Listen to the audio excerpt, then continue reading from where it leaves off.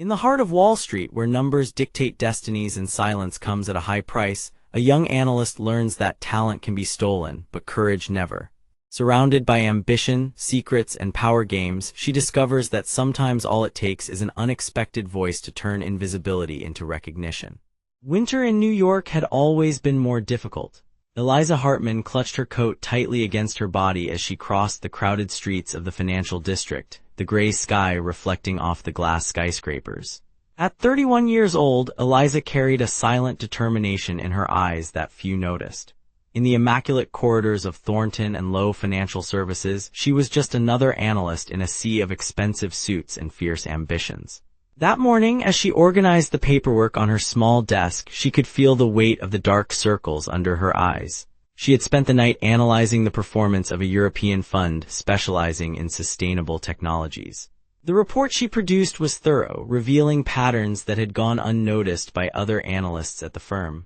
"Coffee?" asked Mia, her colleague from the neighboring desk, extending a disposable cup. "You're an angel," Eliza smiled, accepting the gesture. It was a long night.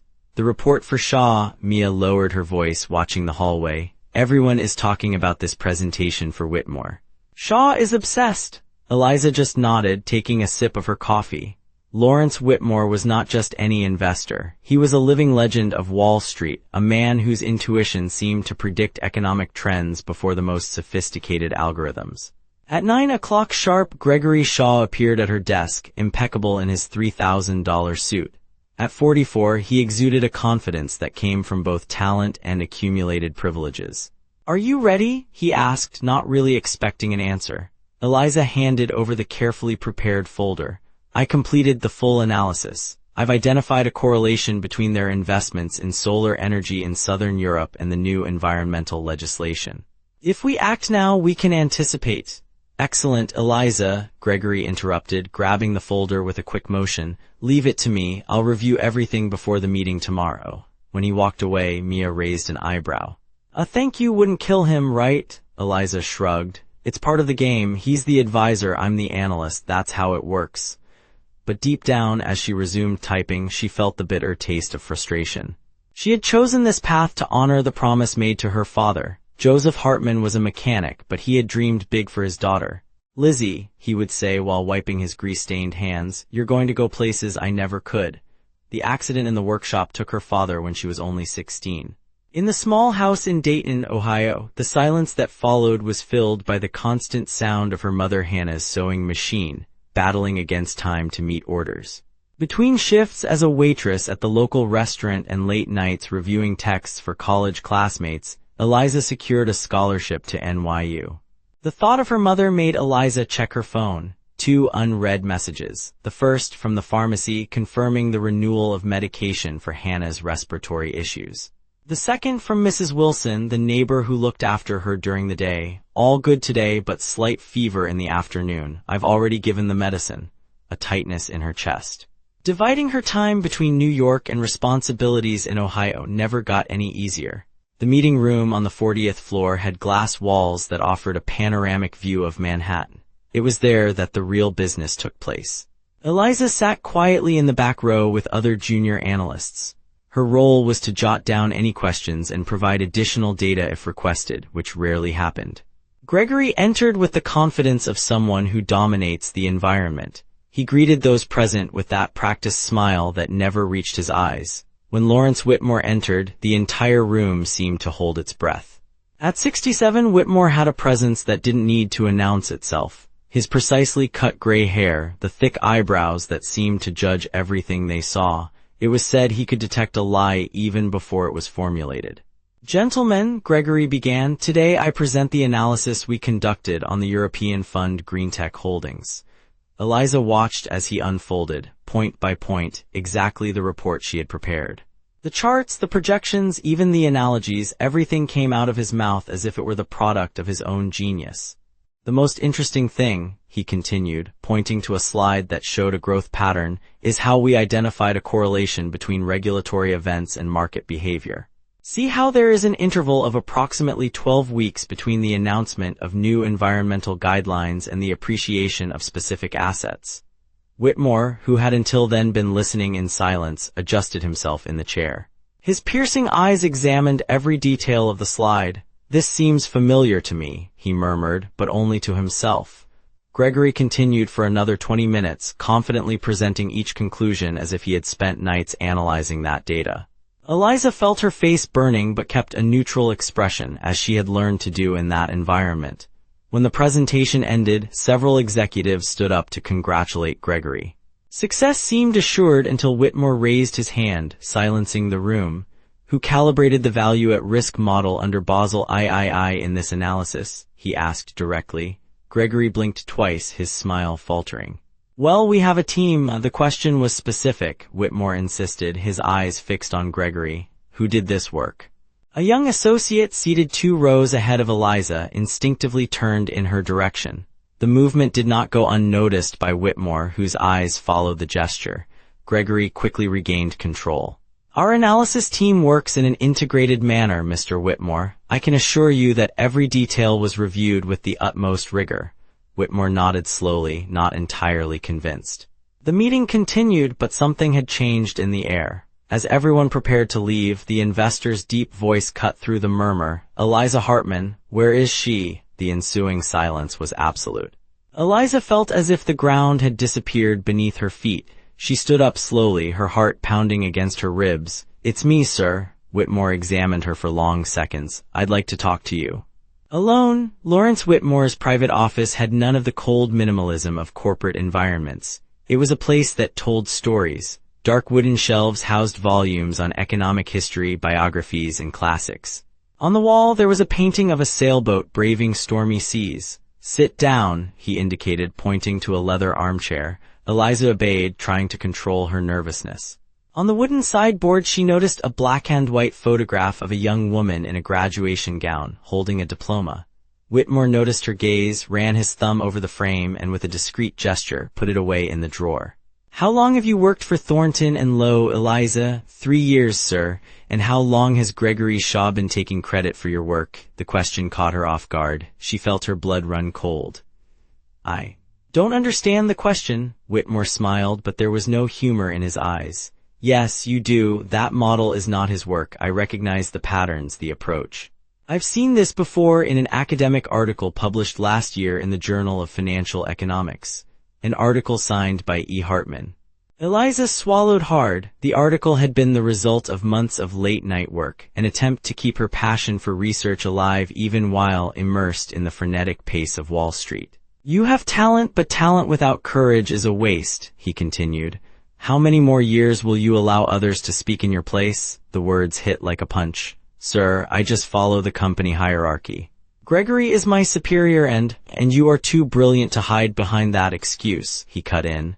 "My time is valuable, Miss Hartman. I don't waste it on mediocre talents. I want to see you in my office tomorrow at 5. I have a proposal for you." That night, the small apartment in Brooklyn felt tighter than ever. Hannah Hartman, who now lived with Eliza, was sitting by the window, watching the city lights while wrapping a blanket around her shoulders. At 59, her face still preserved the serene beauty that always characterized her, although the lines of fatigue had deepened. "How was your day, dear?" she asked, while Eliza prepared herbal tea in the small kitchen.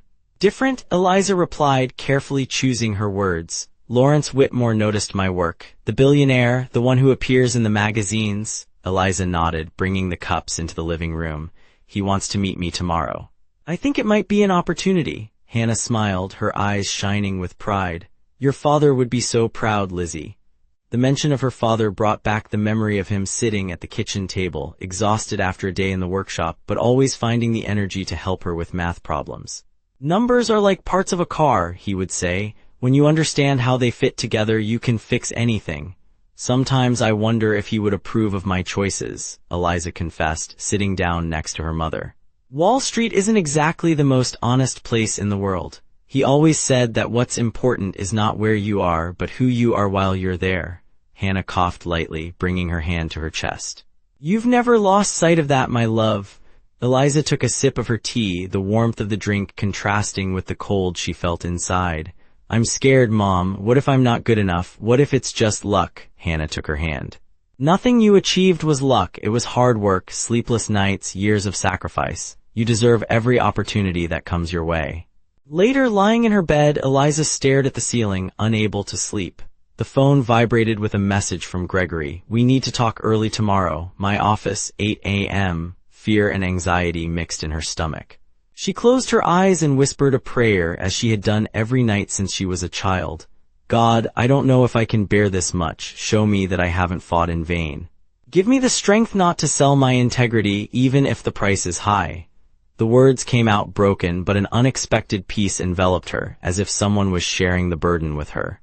The alarm went off at 4 a.m, but Eliza was already awake. The New York cold seemed sharper than ever as she walked through the still silent streets toward the Thornton and Low building. At 5 o'clock sharp, she went up to the reserved floor, where Lawrence Whitmore awaited her in his private office. "Punctuality is an underrated virtue," he said, looking at her with approval. Eliza took a deep breath, trying to contain her nervousness. The air smelled of leather and old books. "I want to be brief, Miss Hartman. You have talent, but as I've said before, talent without courage is wasted. I'm structuring a new sustainable investment department. I want you to present your vision to the board tonight." The words hit Eliza like a flash. For the first time in years, someone was asking her to speak in her own voice. Whitmore handed her a white envelope. "Read it carefully. At 7 p.m, I expect you in front of the board. Don't be late." When she left the room, the horizon was already tinged with a pale blue. Through the building's glass walls, Eliza saw the city beginning to wake up. The first taxis circulating, steam rising from the manhole covers, the silent rush of a New York that never fully slept. She pressed the envelope against her chest, feeling something awakening inside her as well, not just ambition but purpose. Near the time of the meeting scheduled by Gregory, already on the 40th floor of Thornton and Low, the weight of the day following that revelation seemed to compress the air. The corridor smelled of fresh coffee and freshly printed paper, but for Eliza, each step was marked by a new kind of confidence. Gregory's office was colder than usual. He didn't offer her a seat. "Whitmore called me," he said, getting straight to the point. "It seems you made quite an impression." "I didn't seek that," replied Eliza, keeping her voice steady although she felt her heart race. "It doesn't matter. What matters is that now he expects you to present at the international conference. Alone." Gregory drummed his fingers on the desk, the dry sound filling the silence. "This isn't good, Eliza. This is not how we operate here." "You mean it's not how you operate?" The words slipped out before she could stop them. Gregory's eyes narrowed as if he had just heard an unforgivable insult. "Watch what you say. Your career still depends on people like me." Eliza took a deep breath. For a moment, she felt the weight of years of submission, of stolen reports, of lonely nights believing she would never be noticed. But the memory of Whitmore handing her the envelope and her mother's words the night before gave her a new courage. "Actually, I think it no longer depends." Her voice came out firmly, surprising even herself. "I will make the presentation, Gregory, because it is my job, because I spent sleepless nights analyzing that data, and because it's the right thing to do." She left before he could respond, her hands still trembling, but with a subtle smile on her lips. For the first time in years, she felt free. The Grand Hotel shone under the lights of downtown Manhattan. The conference hall was filled with executives, journalists, and investors from around the world. The International Sustainable Investment Conference was the most anticipated event in the sector. Backstage, Eliza adjusted the navy blue blazer she had bought especially for the occasion. It wasn't from a designer brand, but it fit perfectly and made her feel confident. Lawrence Whitmore approached, impeccable in his gray suit. "Nervous, terrified," she admitted with a small smile. "Fear is a good sign." "It means you care." He paused, looking beyond the curtains. "Do you know why I recognized you in that meeting room?" Eliza shook her head. "Because you have the same look my daughter had, determined yet kind." She also believed that integrity was worth more than any contract. His voice lowered. "She was gone too soon. Car accident 12 years ago. I'm sorry," Eliza murmured. "Life goes on even when we think it can't." He adjusted his tie. "They're calling you. Show them what you're made of, Eliza Hartman." The stage lights blinded her for a moment, but soon the crowd fell silent. In the front row, Gregory watched her with a tense expression. In the back, she spotted her mother, who had insisted on being there despite the fatigue. "Ladies and gentlemen," she began, her voice initially shaky, but gaining firmness with each sentence. "Today I will present our analysis on the behavior of European sustainable funds in the face of new environmental regulations." The charts and numbers that appeared behind her were not just data. In her voice, they became history, a vision of the future, a promise of change. With each explanation, Eliza conveyed not only knowledge but passion. The room, once indifferent, was captivated by her words. Applause interrupted her speech twice.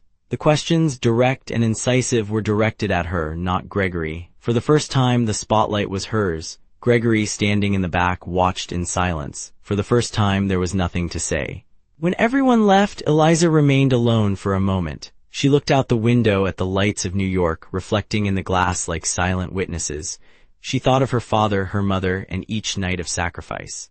And he knew, with a certainty that came from the deepest part of his soul, that this was just the beginning.